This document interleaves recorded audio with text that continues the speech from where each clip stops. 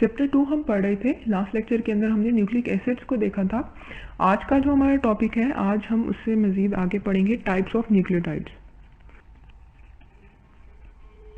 Types of nucleotides.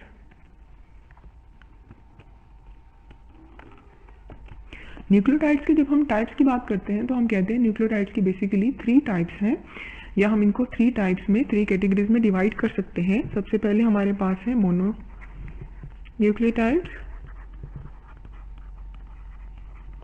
then dinucleotides, and then polynucleotides। एक एक करके हम इन टाइप्स को डिटेल में देखते जाते हैं कि इनके अंदर क्या क्या ऐसी चीज़ें हैं जो कि इन्हें एक दूसरे से डिफरेंट बनाती हैं। सबसे पहले हम आ जाते हैं मोनोन्यूक्लियोटाइड्स के ऊपर।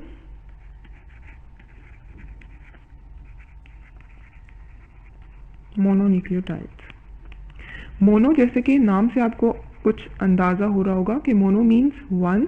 तो ऐसे न्यूक्लियोटाइड्स जो कि सिर्फ एक ऐसे मॉलिक्यूल्स जो कि सिर्फ एक न्यूक्लियोटाइड पे मुश्तमिल होते हैं, हम उनको मोनोन्यूक्लियोटाइड्स कहते हैं। जैसे फॉर एग्जांपल हमने अपने पिछले लेक्चर के अंदर एटीपी की एग्जांपल दी थी आपको। ATP, adenosine triphosphate. तो एडिनोसिन ट्राइफॉस्फेट का स्ट्रक्चर कैसा था? ऐसा स्ट्रक्चर था कि एक साइड पे हमारे पास एक एडिनिन ग्रुप था और उसके साथ हमारे पास एक शुगर अटैच थी, राइबोस शुगर, 5 कार्बन शुगर जो है राइबोस, और उसके साथ हमारे पास फॉस्फेट ग्रुप अटैच था जो कि 3 फॉस्फेट ग्रुप। इसके अंदर हमारे फॉस्फेट ग्रुप जो है, इसके अंदर हमारे पास 3 फॉस्फेट जो हैं वो प्रेजेंट थे। तो ये हमारे पास एक एटीपी का स्ट्रक्चर था। तो ये ओवरऑल हमारे पास क्या है? ये एक मोनोन्यूक्लियोटाइड की एग्जांपल है। इसके स्ट्रक्चर को हम अगर डिटेल में देखें, इसका स्ट्रक्चर ड्रॉ करके हम आपको बताते हैं जी। तो कुछ इस तरह का स्ट्रक्चर हमारे पास बनता है। अब इस स्ट्रक्चर के अंदर है क्या? बेसिकली ये जो आपके पास पार्ट है, ये हमारे पास है एडिनिन, और इसके अलावा जो ये पार्ट है, ये हमारे पास राइबोस शुगर है, 5 कार्बन शुगर, और उसके साथ हमारे पास 3 जो है वो फॉस्फेट ग्रुप्स अटैच हैं। तो ये ओवरऑल हमारे पास एटीपी का स्ट्रक्चर बन गया है, एडिनोसिन ट्राइफॉस्फेट। इसके अंदर आप देख सकते हैं कि ये जो एडिनिन है, ये राइबोस शुगर जो है वो उसके साथ अटैच है, और ये जो राइबोस शुगर है और एडिनिन, ये दोनों एक फॉस्फेट ग्रुप के साथ अटैच है। और इस फॉस्फेट ग्रुप में बेसिकली 3 जो फॉस्फेट्स हैं वो आपस में एक कोवलेंट बॉन्ड के साथ अटैच है। यहाँ पे मैंने कोवलेंट बॉन्ड को ब्लू कलर के साथ मार्क कर दिया। ये वाली जो एक बॉन्ड है, ये कोवलेंट बॉन्ड है। अच्छा जी,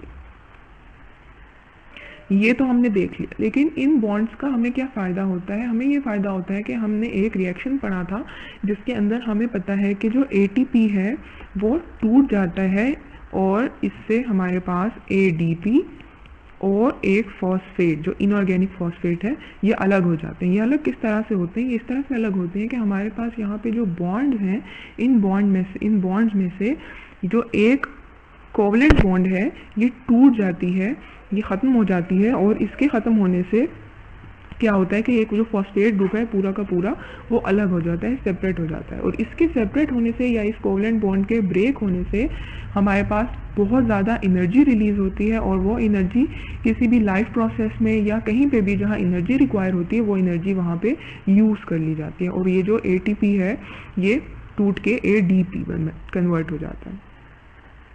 अब ये जो एक इनऑर्गेनिक फॉस्फेट हमारे पास रिलीज होता है, ये कहाँ जाता है? ये कहीं नहीं जाता, ये सेल के अंदर ही इनऑर्गेनिक फॉर्म में प्रेजेंट रहता है। और ये जो रिएक्शन है, इसको बेसिकली हम लोग कहते हैं कि ये जो रिएक्शन है, ये रिवर्सेबल रिएक्शन है, दोबारा से रिवर्स हो सकता है। हमारे पास एटीपी दोबारा से भी प्रोड्यूस हो सकता है। यानी कि आपके पास अगर यूँ इक्वेशन लिखिए, आप इसको रिवर्स कर सकते हो। आप कह सकते हो कि जो एडीपी है, इसके साथ एक इनऑर्गेनिक फॉस्फेट और इसके साथ आपको कुछ एनर्जी मिल जाए, तो ये वाला जो एटीपी है ये दोबारा प्रोड्यूस हो जाएगा। और यही रिएक्शन बेसिकली हमें पता है कि यही वाला रिएक्शन जो है वो माइटोकॉन्ड्रिया में हो रहा होता है, जिसकी वजह से हम कहते हैं कि mitochondria is the power house of cell. ये आपने सेल स्ट्रक्चर के साथ जब हमने माइटोकॉन्ड्रिया का टॉपिक पढ़ा था तो हमने देखा था power house of cell. Mitochondria को ये कहा जाता है, क्यों कहा जाता है? बिकॉज वो एनर्जी पैकेट्स को जनरेट करता है, एटीपी को बनाता है, और एटीपी जो है वो एनर्जी पैकेट्स हैं। एटीपी को हम मज़ीद थोड़ा सा डिटेल में देख लेते हैं कि एटीपी क्या है। एटीपी को हम कहते हैं कि ये जो है ये एक एनर्जी करेंसी भी है। एटीपी को एनर्जी करेंसी भी कहते हैं, एनर्जी करेंसी। एटीपी जो है ये बनता कहाँ है, ये रेस्पिरेशन के दौरान जब हम सांस ले रहे होते हैं या फिर ऑक्सीडेशन का जो प्रोसेस है उसके दौरान ये एटीपी प्रोड्यूस होता है। और ये जो एटीपी है इसका काम क्या है, इसमें हमें एनर्जी देनी होती है, तो जो हमारे पास दोबारा एडीपी बन जाता है, एडीपी जो कन्वर्ट हो जाता है, ये जो हमारे पास कन्वर्जन के रिएक्शन है इसको हम कहते हैं फॉस्फोरिलेशन। यानी कि वो रिएक्शन जिसके अंदर हमारे पास एडीपी के अंदर एक इनऑर्गेनिक फॉस्फेट कंबाइन करता है और हमारे पास एक एटीपी बनता है, इस रिएक्शन को हम कहते हैं, this reaction is called phosphorylation. Phosphorylation. और सिंस ये रिएक्शन जो है वो ऑक्सीडेशन के प्रोसेस में होता है, यानी कि जब आपके पास ऑक्सीडेशन होती है तब ये रिएक्शन कैरी ऑन होता है, तो हम इसको ऑक्सीडेटिव फॉस्फोरिलेशन भी कहते हैं। ऑक्सीडेटिव, जब रेस्पिरेशन के दौरान ऑक्सीडेशन हो रही होती है तब ये रिएक्शन कैरी ऑन होता है, तो इनको कहते हैं ऑक्सीडेटिव फॉस्फोरिलेशन। अब जैसे कि हम एटीपी के स्ट्रक्चर को की तरफ गौर करें, या फिर अगर हम ये देखें कि एटीपी से जब आपके पास एडीपी बन जाता है और आपके पास एक फॉस्फेट ग्रुप जो है वो अलग हो जाता है, सेपरेट हो जाता है। फॉस्फेट ग्रुप में क्या है जी, आपके पास PO4 है, ठीक है। तो जब ये आपके पास सेपरेट हो जाता है तो इसके सेपरेट होने से एनर्जी कहाँ से आती है, या ये जो एक हमारे पास एक स्पीशी है इसमें एनर्जी कहाँ से आती है, तो एनर्जी बेसिकली इसके अंदर PO4 के अंदर बिल्कुल भी नहीं होती। एनर्जी हमारे पास इस बॉन्ड के अंदर होती है। जो हमने कोवलेंट बॉन्ड को स्टडी किया है, इस बॉन्ड से हमारे पास एनर्जी आती है। ये बॉन्ड जब बनती है तो हमें एनर्जी देनी पड़ती है, और जब ये बॉन्ड टूटती है तो एनर्जी रिलीज होती है। तो बेसिकली इस बॉन्ड की एनर्जी से हमें इतनी एनर्जी मिलती है कि सेल के अंदर जो बाकी काम है, जो बाकी एक्टिविटीज़ हैं, या फिर हमारे मसल मूवमेंट है, या हम जितने भी काम करते हैं, जैसे कि मैं अभी बोल रही हूँ, हम अपने हाथों को मूव कर सकते हैं, हम कुछ भी कर सकते हैं, इसके लिए हमें एनर्जी चाहिए। तो वो एनर्जी कहाँ से आती है, वो energy in ATP energy packet से आती है। तो ये तो हमने देख लिया मोनोन्यूक्लियोटाइड को। इसके बाद हम अपने सेकेंड पार्ट के ऊपर आ जाते हैं, जो कि था डाइन्यूक्लियोटाइड। डाई न्यूक्लियोटाइड, जैसे कि नाम से पता चल रहा है, डाई का नाम वर्ड जो है, या बाई या डाई का जो वर्ड है हम 2 के लिए यूज़ करते हैं। तो जब हमारे पास 2 न्यूक्लियोटाइड्स इकट्ठे हो जाएंगे या 2 न्यूक्लियोटाइड्स आपस में जॉइंट फॉर्म में होंगे तो हम उसे कहेंगे कि वो है डाई न्यूक्लियोटाइड। इसकी एग्जाम्पल को अगर हम देखें, हमारे पास एक मॉलिक्यूल है NAD। रेस्पिरेशन के चैप्टर जो आपका बायो एनर्जेटिक्स का चैप्टर है उसके अंदर हम इसको डिटेल में, मजीद डिटेल में देख लेंगे। NAD जिसे हम कहते हैं निकोटीनामाइड एडेनिन डाइन्यूक्लियोटाइड, इसे मैं लिख देती हूँ जी। तो ये इसका नाम है निकोटीनामाइड एडेनिन डाइन्यूक्लियोटाइड। और इसका स्ट्रक्चर किस तरह का, इसका स्ट्रक्चर इस तरह से है कि हमारे पास 2 न्यूक्लियोटाइड्स आपस में कंबाइंड फॉर्म में है, इस तरह से कि हमारे पास एक ऑर्गेनिक बेस है, और इसको यूँ हम बॉक्सेस में बना देते हैं। ऑर्गेनिक बेस है, और ऑर्गेनिक बेस के साथ हमारे पास शुगर अटैच है, और शुगर के साथ हमारे पास फॉस्फेट ग्रुप अटैच है, PO3 से हम इसको लिख देते हैं, ठीक है। तो ये क्या हो गया, ये तो हमारे पास एक न्यूक्लियोटाइड बन गया। इसी तरह हम एक और न्यूक्लियोटाइड बनाते हैं जिसमें हम इसी तरह एक फॉस्फेट ग्रुप बनाते हैं, उसके साथ हम शुगर को अटैच कर देते हैं, शुगर, और शुगर के साथ एक ऑर्गेनिक बेस, ऑर्गेनिक बेस, ठीक है। तो अब ये हमारे पास 2 न्यूक्लियोटाइड्स हो गए, और ये जो न्यूक्लियोटाइड्स हैं ये आपस में इस तरह से अटैच हैं कि एक ऑक्सीजन है जो कि इन दोनों को आपस में कंबाइन करवा रहा है। तो हो क्या रहा है, बेसिकली इस तरह से होता है कि हमारे पास एक वाटर मॉलिक्यूल रिलीज होता है, और ये जो 2 फॉस्फेट ग्रुप्स हैं ये आपस में अटैच हो जाते हैं। ये हमारे पास क्या बन गया, ये हमारे पास एक डाइन्यूक्लियोटाइड का स्ट्रक्चर बन गया, जिसे हम कह रहे हैं NAD, निकोटीनामाइड एडेनिन डाइन्यूक्लियोटाइड। इसी तरह हमारे पास एक और भी इसकी एग्जांपल है जिसे हम कहते हैं FAD। ये भी आप बायो एनर्जेटिक के चैप्टर में दोबारा से देखोगे। FAD से क्या बनता है, फ्लेविन, एडेनिन, डाइन्यूक्लियोटाइड। इसके स्ट्रक्चर को हम नहीं देखेंगे फिलहाल, हम मज़ीद आगे चलते हैं। इसके बाद हमारे पास जो थर्ड टाइप है न्यूक्लियोटाइड की वो है पॉलीन्यूक्लियोटाइड। पॉलीन्यूक्लियोटाइड।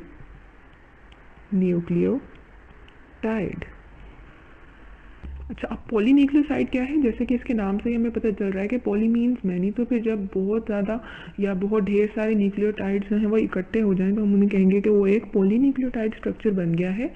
और ये बनता किस तरह से? ये इस तरह से बनता है कि जैसे हमने लास्ट लेक्चर में देखा था कि जब हमारे पास एक नाइट्रोजनस बेस है और शुगर है तो इन दोनों के कॉम्बिनेशन को हम कहते हैं कि ये है जी न्यूक्लियोसाइड। न्यूक्लियोसाइड।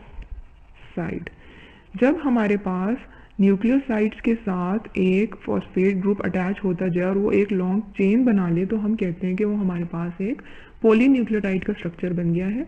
और ये बनता किस तरह से? इस तरह से बनते हैं, जैसे फॉर एग्जांपल अगर हम इसे ग्राफिकली देखें तो ये ऐसे होगा कि हमारे पास एक फॉस्फेट ग्रुप है, फॉस्फेट ग्रुप, OUP ग्रुप, और फॉस्फेट ग्रुप के साथ आप एक अटैच कर रहे हो शुगर। शुगर जो है फॉस्फेट ग्रुप के साथ अटैच होती है और शुगर के साथ हमें मालूम है कि एक बेस भी अटैच होती है, नाइट्रोजनस बेस। और इस शुगर के साथ फिर दोबारा एक और फॉस्फेट ग्रुप अटैच हो, फॉस्फेट ग्रुप एंड देन एक शुगर और इस साइड पे एक बेस और फिर एक फॉस्फेट ग्रुप।